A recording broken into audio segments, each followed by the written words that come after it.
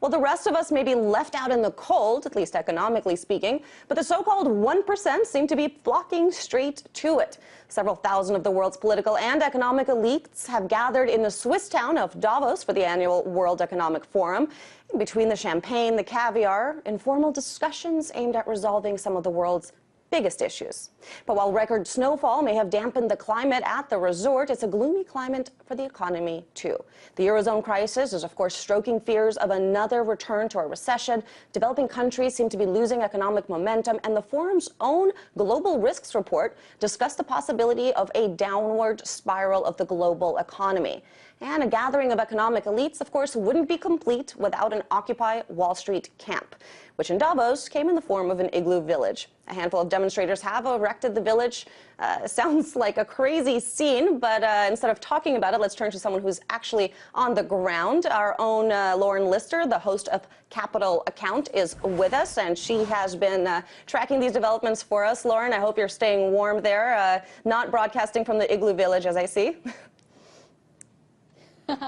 Not broadcasting from there, but I have been there. I went in those igloos. They're real igloos. Fascinating. Well, let's talk about the actual themes. Rethinking capitalism is the theme this year, which seems to be a little bit ironic when you have a group of rich elite, well, capitalists at an invite-only event hashing out the future of the free market. How is this actually playing out?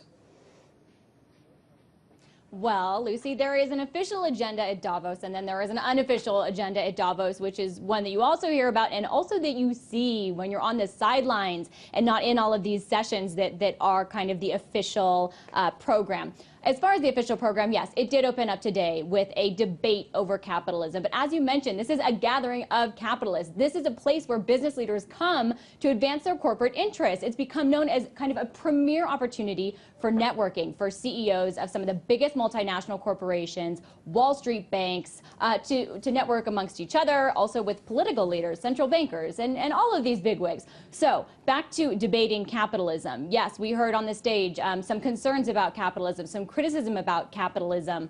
Also, we heard some defenses because, of course, at Davos, there are plenty of people to defend the current system of capitalism, which they have benefited from. Brian Moynihan, the CEO of Bank of America, is one who was saying, you know, the Western capitalism is subject to boom and bust. This is part of it. But come on, there's so many people that we talk to and interview on our show that talk about how long and how painful the costs are of this bust that isn't here by accident, and it has a lot to do with maybe some of the bailouts that his bank has benefited from and the boom years of easy money that they did as well. So there obviously are plenty of defenders, and we'll have to see if anything really comes out of that conversation. I've seen some reports of billionaires defending or concerned about inequality and having concerns about capitalism in that regard. We'll have to see if it just amounts to some talk, because I'm seeing a lot of little business action go along on the sidelines, which looks like what Davos is really about. Well, Lauren, you mentioned the issue of inequality, and I want to point out the fact that the World Economic Forum's own report actually cited inequality as a and income disparity as a top risk over the next decade. And yet the word inequality, as I read in one article, appeared only once on the 130-page program, and that was in a title of some panel discussion about art. So are these guys out of touch? Are they talking about this off the record? Is the whole premise brought on by the Occupy Wall Street movement at all being discussed here?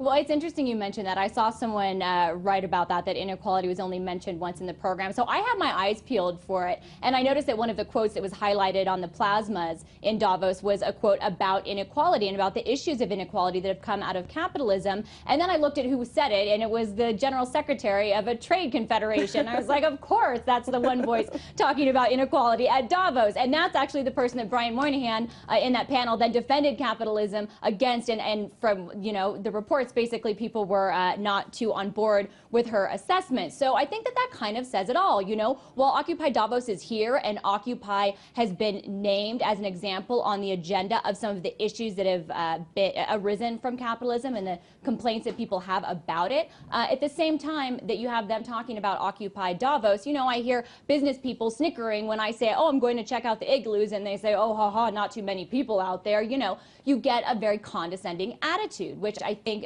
speaks volumes when you're talking about these issues. So maybe the concern is more out of a, hey, don't blame us just because we have money. But another issue I wanted to bring up, I mean, in this day and age, we see high-level economic summits almost every single week, especially when it comes to Europe. So that begs the question of whether events like Davos are still relevant, whether they can impact any sort of change.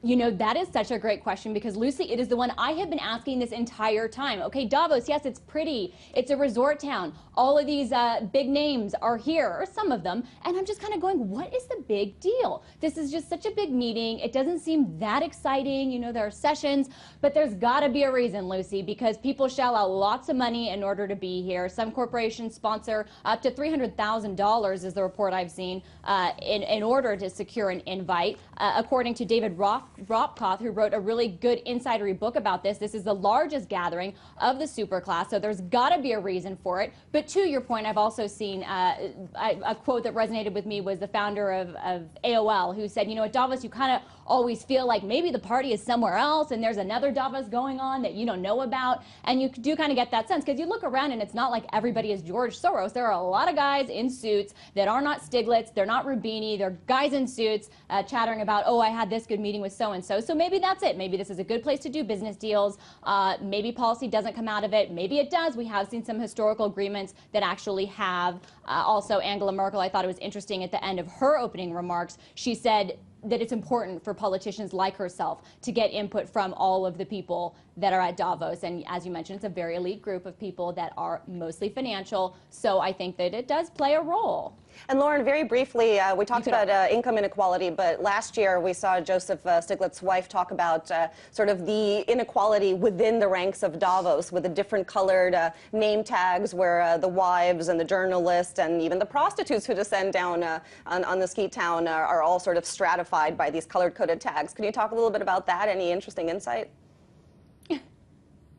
Yeah, Lucy. The first thing that I've noticed is that I've become really good at kind of looking down a little bit because you just want to read everybody's name tag. Because I think from the reporter point of view, you're going, okay, I don't recognize them, but is this person important? And you're desperately trying to read what their name tag says. As a reporter, you're going, oh gosh, I've got the reporter press badge, which means I can't go anywhere. Okay, there's stairs to the VIP areas where the VIP lounges and where a number of sessions are where you'd want to snag VIPs coming in and out. Those are off limits. So I, you know, have the scarlet press badge, the P on my forehead, and there are the Davos wives, the white tag, and you know what? They're really good for, they have a role that I've noticed at least or come into contact with. They're really good handlers. All of these bigwigs need a good handler that's going to shoo off the reporters or whoever want to talk to them. They still look nice. They say, oh, I'm so sorry. And then their Davos wives are like, okay, he said no, like enough.